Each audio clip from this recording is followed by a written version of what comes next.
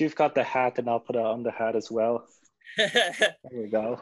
don't, Today on the Save the Gen Z, I discuss the results of the conservative leadership race with Kevin Geenen.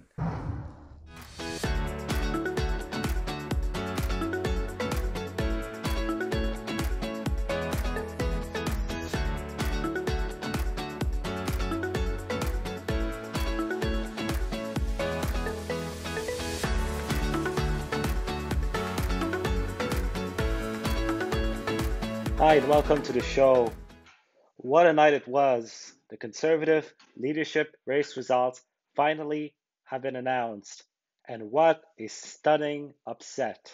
Peter MacKay, who was supposed to be the crowned frontrunner, lost to Erin O'Toole, and Leslyn Lewis won the popular vote. To discuss this and much more, I'm joined by Kevin Geenen, who is the founder of Supporters of Leslyn Lewis. He is also a writer who has published in The Fulcrum, The Post Millennial, The Stony Creek News, and The Hamilton Spectator. Together, we will break down what happened in this race and how the Conservative Party can do moving forward to gain more voters. So stay tuned. Before we get started with our discussion, please subscribe to the channel and consider hitting that notification bell. So Kevin, thank you for joining me today to talk about the results of the leadership race. yeah, well, thanks for having me on. How about we get this started with you telling us why you are a conservative? Man, yeah, this is actually a pretty big question. And like, I don't see, it's interesting that you even use the word conservative to begin with, because I'm someone who shies away from labels. Like I don't like the usage of labels. People Mm-hmm. hear the word conservative and they think, I don't know, they think a whole bunch of things.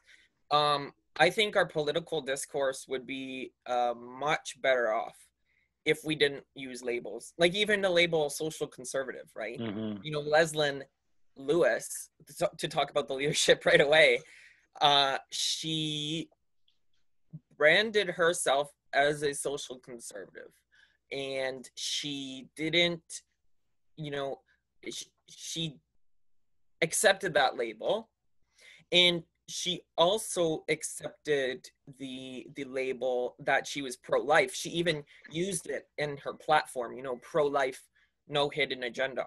Mm-hmm. And to be honest, I would myself, or if I was even the, you know, communications strategist for Leslyn Lewis, which I kind of wish I was, would not have used the label pro-life, and I would not have used the label social conservative, because people hear that label, they say, oh, she's gonna make abortion illegal, or oh, she's a social conservative, so she hates gays, right? Yeah.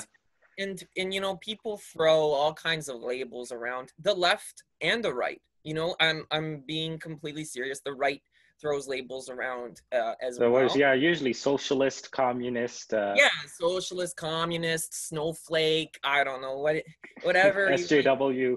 And you know, the left uses, you know, racist, bigot, colonialism, like a colonialist or misogynistic, anything like.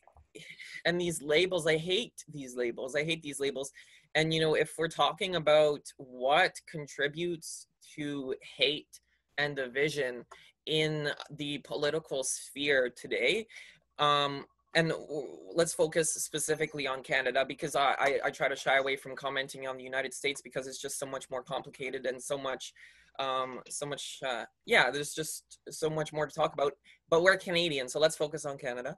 And I do think parental rights, that includes freedom for parents to decide where they want to send their children to school, and the government should support that choice. That I includes agree. freedom of religion. It includes freedom of identity for people to define who they are, who they want to be, and to, you know, to tell other people. That includes freedom, you know, with your money, to be able to, you know, to not have the government say, oh no, no, you don't have this money anymore because we're taking it because we're taxing you. And for your Right. government to decide, oh, this is what we're doing with your money. You have no say over what you're doing with your money because we're taking it and we're doing what we want with your money.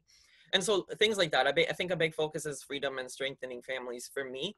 And if that fits the definition of conservative, then I suppose I'm conservative. Well, I it just fits don't the like labels. modern. I'm not saying I'm So not a conservative. yeah, I can see what you mean. The traditional definition of conservatism was somebody who's not open to new ideas and someone who's very traditional. But Yeah, it's kind of changed now. The liberals and the left are so close-minded that yeah. if somebody supports The freedom now, liberals are not liberal. Liberalism is, the freedom of the individual, right? So yeah, like not those the case are not anymore. liberal. Yeah, when I was on Candace's show, we talked about that a bit of how the liberals have become so unliberal. Yes, Um, yes. so yeah, so It's confusing. you yes, so you've supported Leslyn Lewis in this race I and started a did. page called Supporters of Leslyn Lewis, which was I quite did. popular. It basically almost got 1,000 likes. I did. What made you support Leslyn Lewis, and were you with her from the start, or did you jump on the Leslyn train That's an later on? interesting question.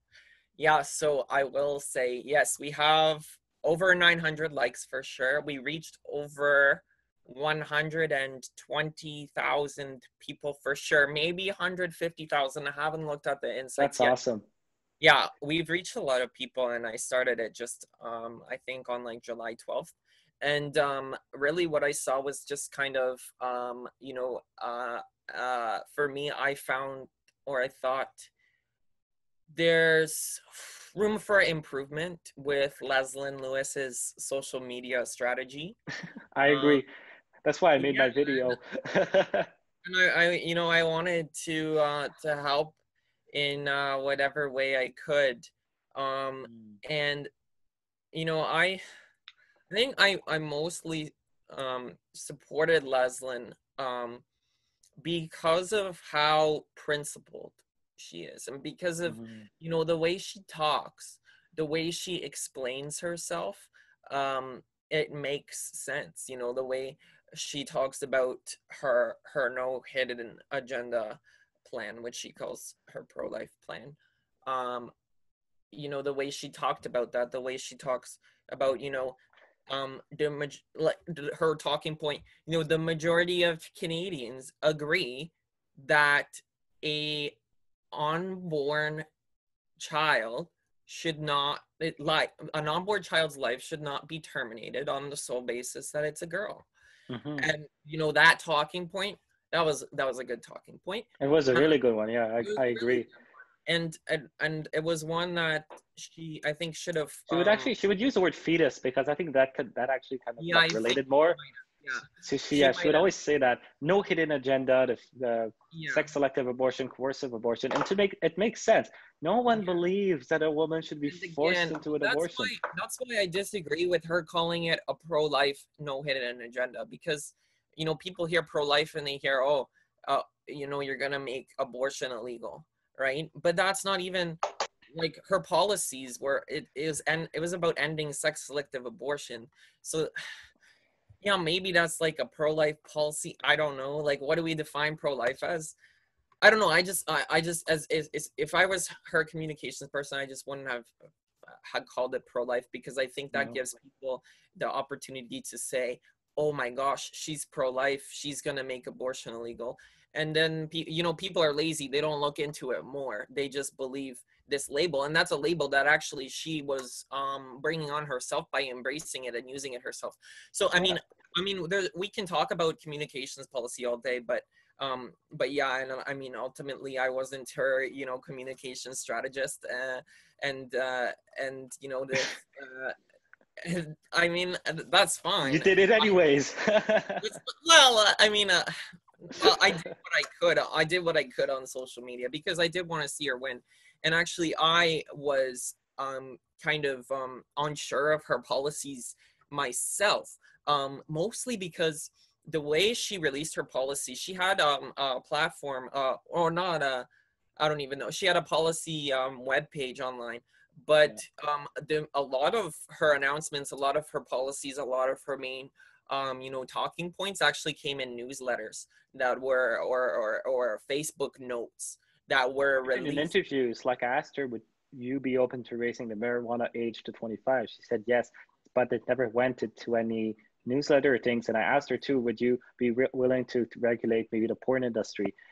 She said yes again, but I never saw anything on that either. So I think, yeah, there was maybe if she had a maybe more like, if she did maybe what Erin did, release a 50-page platform.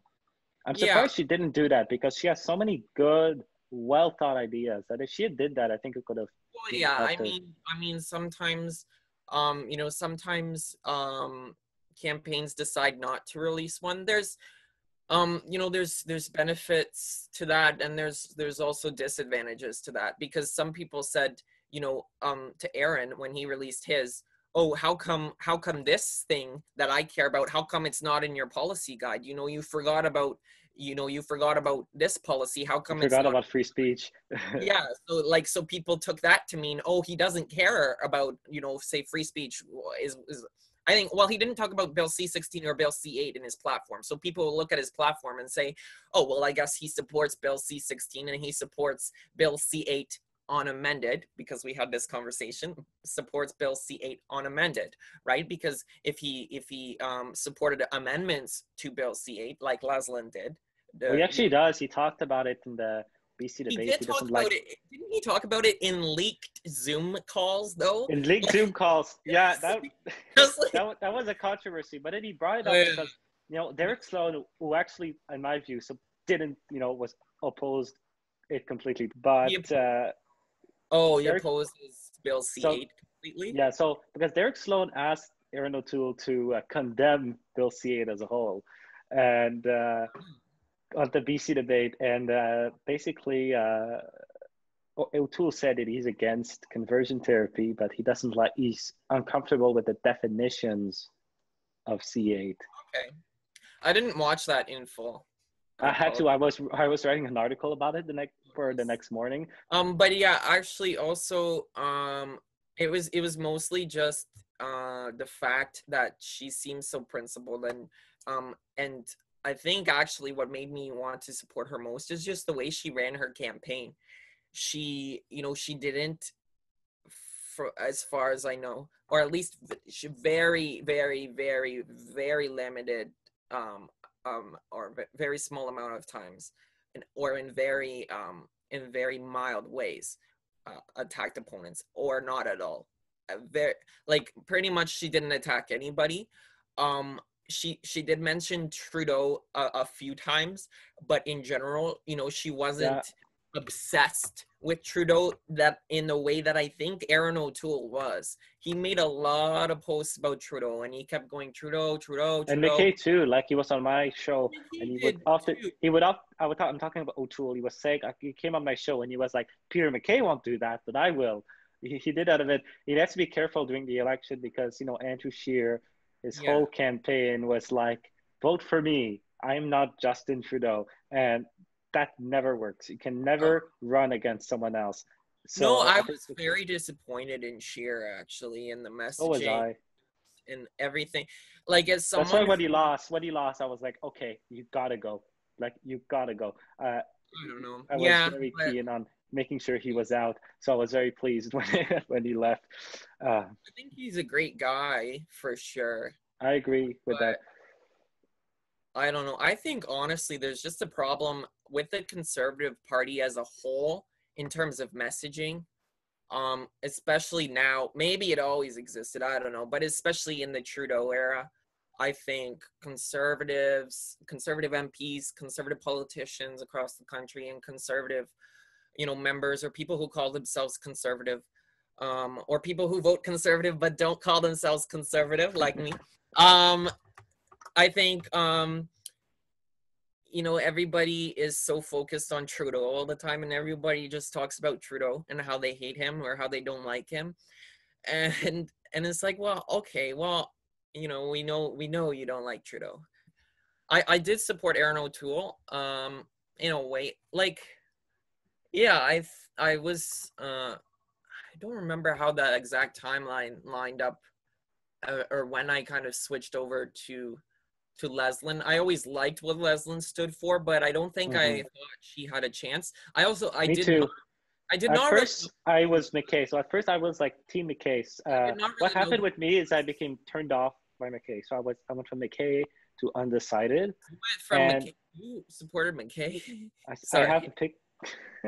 I actually have a picture with him too. But Well, yeah, so I supported picture with McKay. somebody doesn't mean you support them. Like I have a Oh, but I picture. went in supporting him. I don't know. Right, I have a I picture with thought to Maxime myself, Bernier.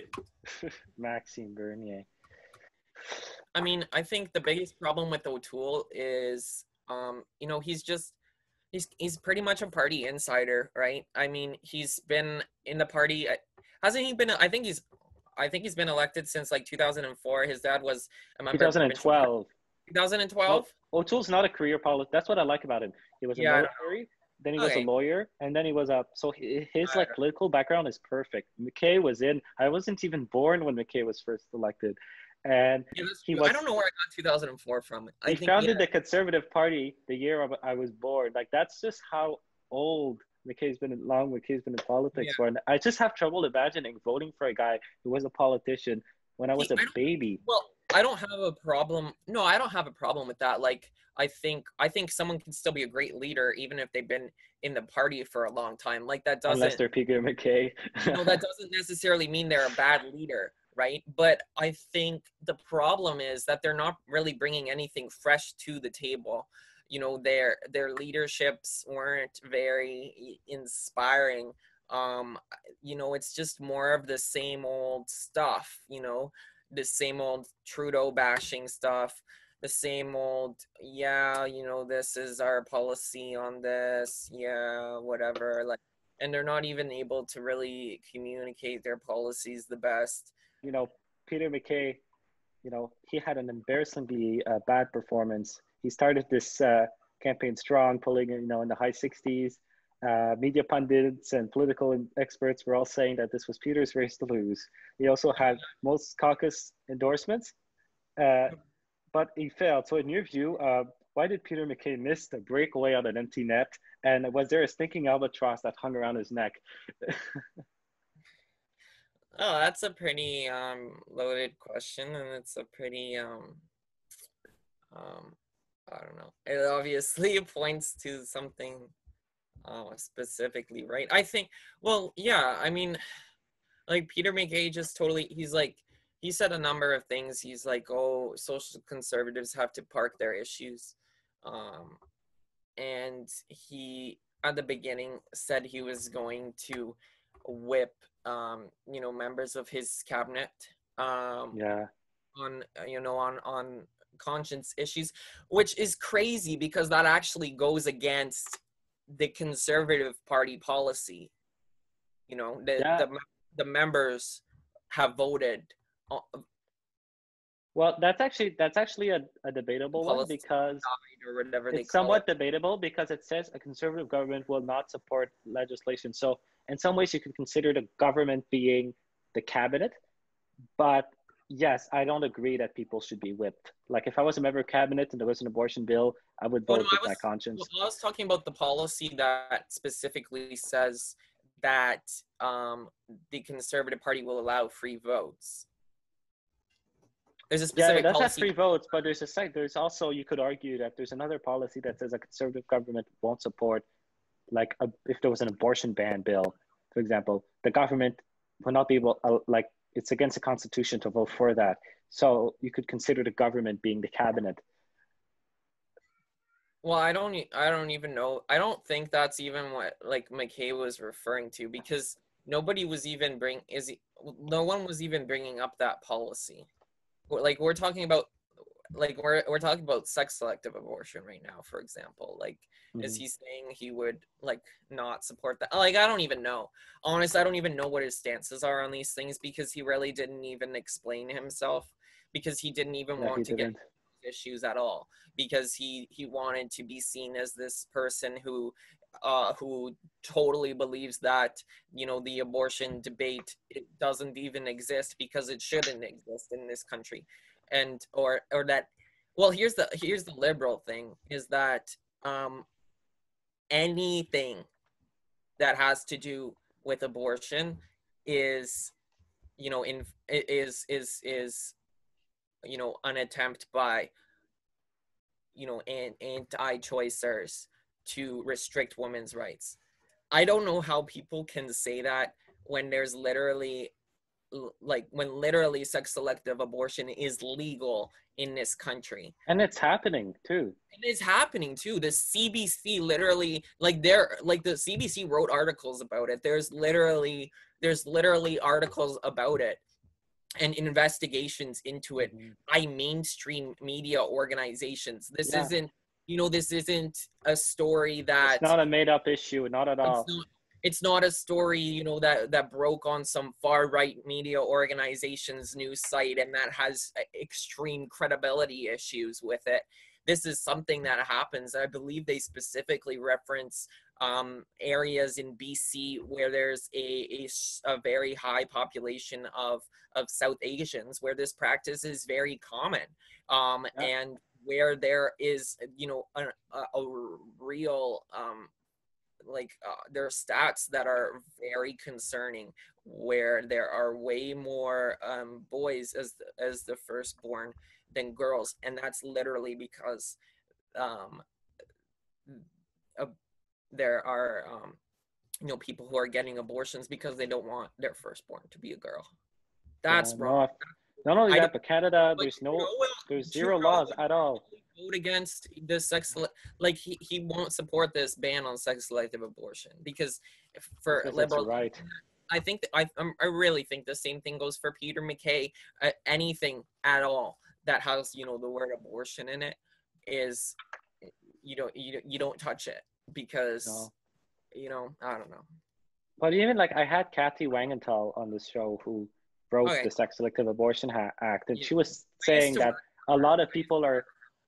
Oh, that's really cool. But she was telling me that my work was nonpartisan, but I worked in her office. Yeah. Nice. Erin O'Toole. What are your initial thoughts on him? Why do you think he ended up winning this leadership? Yeah, well, I think. Well, frankly, I don't really think Peter MacKay had much of a chance as soon as he alienated the amount of people that he did. I think it really was between Erin and Leslyn, and the question was whether Leslyn could actually get enough support to win. And so this is actually something I wanted to talk about more in depth on the CBC, but didn't really get a chance to. So there's two groups of reasons why she didn't do as good as she did. The one reason is things related to her and her campaign. The other thing is the structure of the Conservative Party leadership election. And so here, let's talk about, I'll talk about her campaign first. I have notes on it somewhere. So I'll talk about, nice. This is something I really want to You came out prepared. I like that. I do. I always come prepared. So I want to talk about her first and her campaign. So just give me 1 second here. Let's see where it is.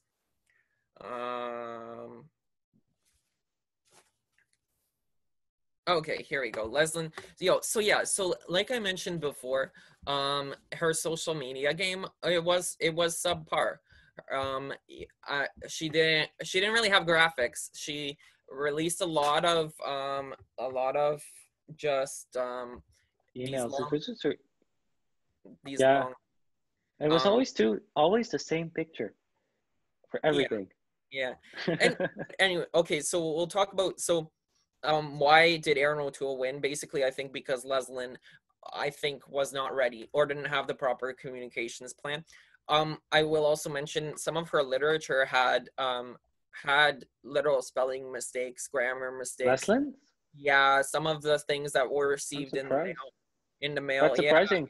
Yeah, and lack of French. I would say the lack of French. That was I think if she had learned French and could have spoken fluently in French, because I know people that didn't vote for her because she didn't speak French. I think that was another factor, especially in Quebec and Ontario. Yeah.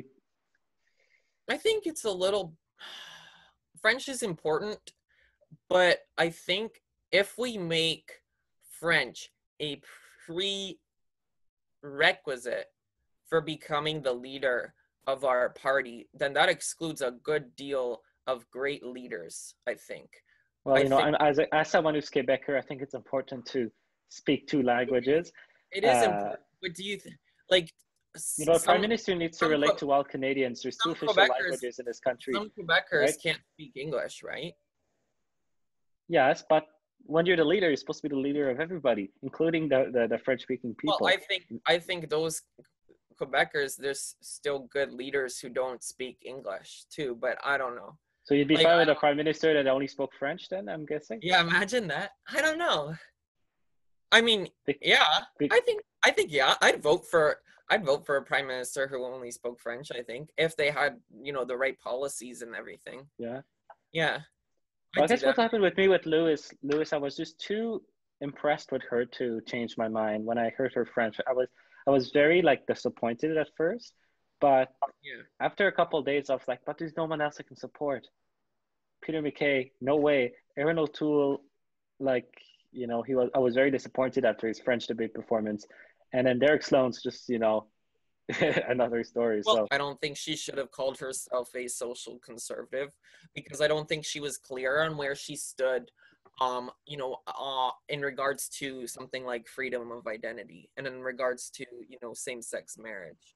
yeah, for And sure. But at the same time, a lot of people voted for her because the Campaign Life Coalition, they only endorse pro-life candidates and they have a huge base. So, some people were saying, I think Barbara Kay was telling me yesterday that, if she wasn't a social conservative, she could have won. But at the same time, if she wasn't a social conservative, a lot of people would have probably not voted for her.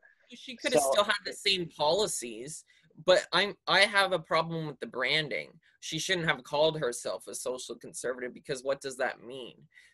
Because people hear social conservative, that means, oh, you don't support legislation, you don't support same-sex marriage legislation, and oh, you want to make abortion illegal. But both of those were not her policies at all.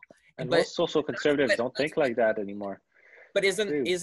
isn't that what's the definition of social Well, conservative? for me, like I consider myself a social conservative. I'm strongly against any rule to restrict marriage rights. I think I support equality of marriage, but at the same time, I believe like socially, right? I think it's being conservative more than just fiscally.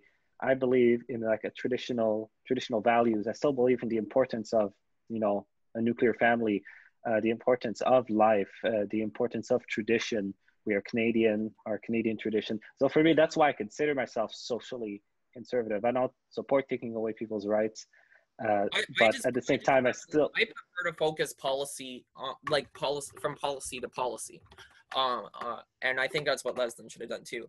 But I think I also agree with French.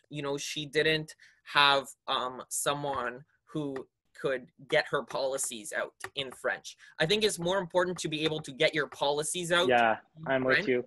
Another thing she did is she had videos where she would speak English and then there would be subtitles in French. And, I don't think that's very appealing to a Quebecer if you have somebody speak English and then they give you subtitles and the headline of the graphic is in French, right? Like that just looks like it's a Toronto, Ontario person that doesn't care about my province or my people, because people in Quebec are super patriotic about the nationalistic about their French. You have to speak French.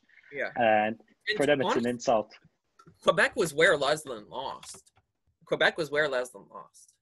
Yeah. And yeah, so I think she could Peter lost too. Pretty badly. Well, yeah, I mean in the end, but like that was embarrassing. But like I said, I think it was between O'Toole and Leslyn. So I think there's actually so we talked about a little bit about sorry. We talked a little bit about kind of where Leslyn's campaign kind of had its flaws, but also I think there's some questions to be raised actually about the party's system of electing a leader. So I think people know that there's a points-based system.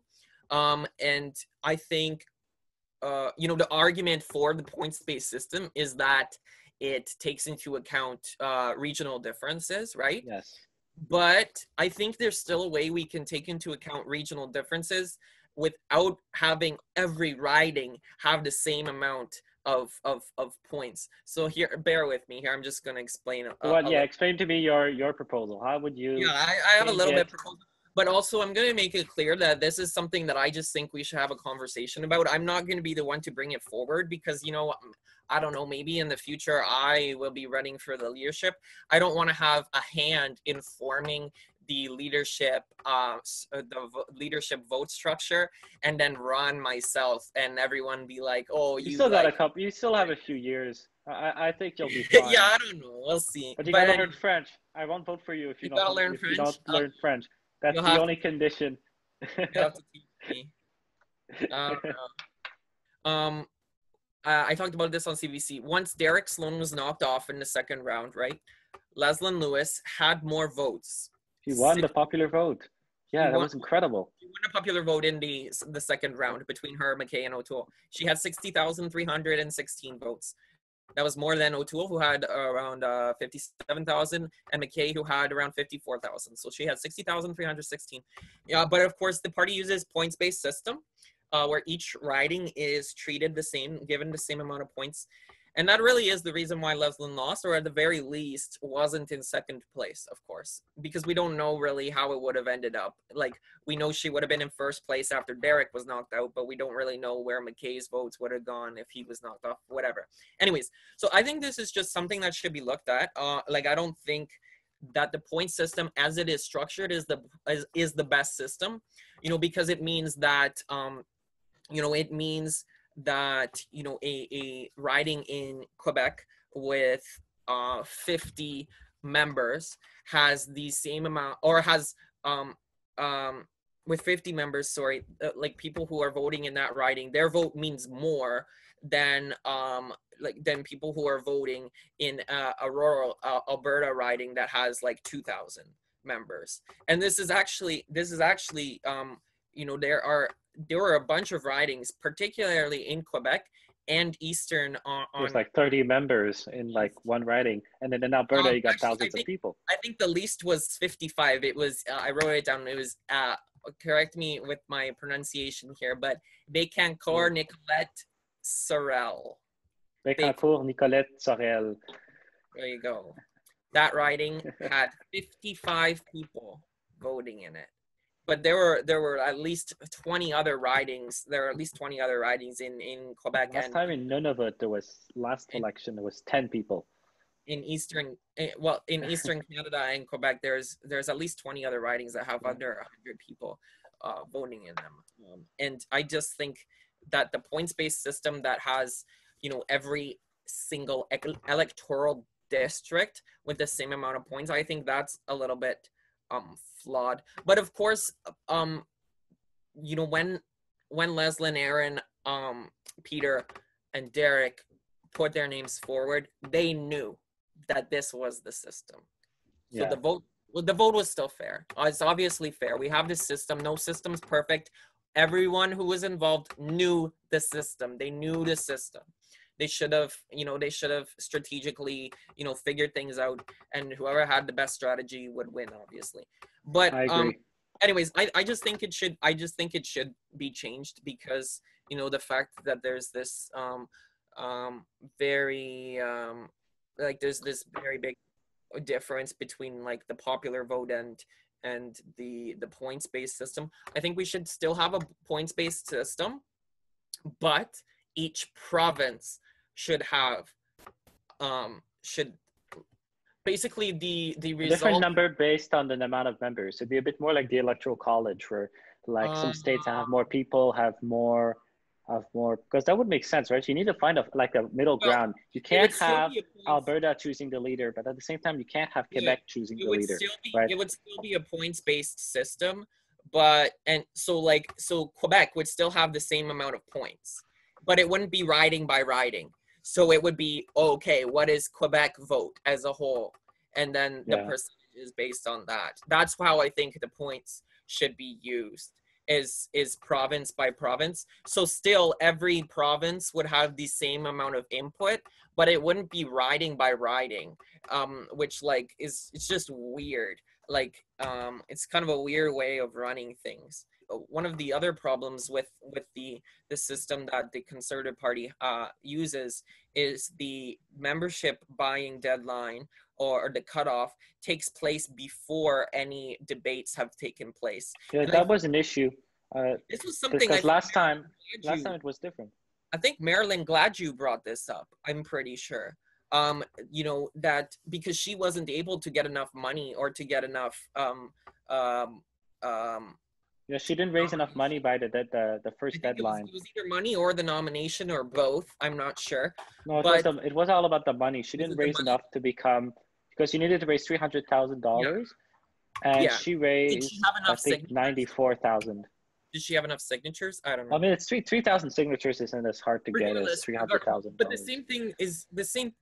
I think the same thing like with Leslyn. I think the reason Leslyn didn't have um a lot of support is because people were just getting to know her. Like people didn't really know who she was, right? But then people didn't get to know her, like, or by the time people got to know her, the membership deadline had already passed. So people were like, That's "Oh, what how can I support Leslyn? I want to vote for Leslyn." I know quite a lot of Like, people, well, there's already Kevin. I the know a lot membership. of people who told me I wanted to vote for her, but when I found out who she was, the deadline was over. And So I this think, is just my own circle of people. yeah, If you know people too, and we duplicate that by everyone who voted Leslin, that's a yeah. lot of people. We need more grassroots. We need more grassroots input in the party I instead of agree. There's too many, there's too much. And so there were a lot of like youth involved in this leadership campaign, including the two of us. However, most, Canadian Gen Z or millennials, they don't support conservatism right now, or conservatives. Mhm. What do you think that Erin O'Toole and the Conservative Party need to do to gain more support amongst young Canadians? um yeah, I think that it comes down to messaging for sure. It comes down to not talking about Trudeau so much, and also focusing on, I think, I wrote it down, but I think I remember it anyways. It comes down to, I think, four main issues that youth want to hear more about. Number one, actually, these are in no specific order. I'm not going to number them. Tackling the debt, I think, is important for conservative youth. I think people who identify as kind of liberal or NDP don't really. I don't think they have a very good I economic think it's more of like a prospect. nerdy thing though, than that. Because when I talk to people, not a lot of people tell me they're concerned about that. People tell me they're Yeah, no, concerned about free speech. People tell me they're concerned about yeah, free speech. more the cultural issues, like the Yeah, culture war with free this, speech, left, and that they think there's like thousands of genders and that they want environmental everyone to use stuff. Oh environmental yeah, policy. So I agree with that here's one. the thing. So I think tackling the debt, because that's going to come back to bite us. Like, who's going to be the one? Yeah, Who's going to be the generation paying off the debt? That's us. And that high impacts. taxes. Yeah, exactly. I think the conservatives actually, they need to champion an environmental plan. They need to come up with environmental policy. I'm with you on They that. need to say something like, "Look, we are going to create the biggest tree program that Canada has ever seen." Something like that. They need to say, "This is our plan." And I think tree planting is a great place to start. I think that's a key policy. I think nuclear, Yes. you know, sorry, nuclear, nuclear energy, there's a whole bunch of different like types and everything. But I think looking at that and championing that instead of just these tax breaks, which also I kind of don't know if I agree with, like, like tax breaks, like, I don't know. I think they're good. Like an electric, the I don't know, incentives they had maybe. for Yeah, buying but electric cars, also, they worked because when Doug Ford cut that incentive, the sales like dropped. They only went up yeah, but again when Trudeau put in his I version. don't know, because also, like, I don't know. That's a tricky one, because even with the tax breaks, who's able to afford It's those? still usually upper middle class It's people. still upper Like middle the class. people That's the who we thing. know So that have electric cars are, they're not poor, right? They're somewhat well off, because yeah, but it applies to used cars as well. I think that the one from the government of Canada, so that's why I that can don't. help other people. I buy don't a know about, used but electric car. regardless, the conservatives need to come up with something different than just tax breaks in terms of environmental policy. I think tree Yeah. programs, I think looking at single-use plastics and seeing what policy we can have around there. And I think nuclear technology is a good place to start. I think, and I didn't even hear this at all during the leadership campaign, but I think actually one of the biggest, if not the biggest problem facing our country and facing the young generations today is the mental health crisis. And I Oh don't yeah. think I heard that at all in the Yeah, no, I'm with you, but I think a reason that this has happened is the way we have moved away from faith. This is a big, big issue. Is the more people stop believing that their life has purpose and that they matter, the more they become depressed. That's my take on it. Is when we teach kids that life has no purpose, that they don't matter, everything is random. I think that creates the environment to have more struggles. It's hard to point at specific factors because obviously there's biological factors too, right? You know, if someone's family there's a history of mental illness, then more often than not that's going to be passed down. And so I don't know. It's in terms of I'm talking about the fact that our generation is the most depressed generation. It's the most anxious generation. It's the most stressed out generation. Our grandparents and our parents that grew up going to church on Sunday and reading the Bible and having prayers didn't have some of the issues that we have today. And even when you poll teens that are religious, there's been studies done on that. They have less anxiety, less stress, and they're usually less depressed. That doesn't mean that they aren't, right? Like I've had my own mental health struggles as a Christian. Yeah, I do think but I heard it's on average it's lower. Yeah, I'm just saying I don't think that's the only thing. And also no, it's not the only thing, but I think it's a factor. Yeah.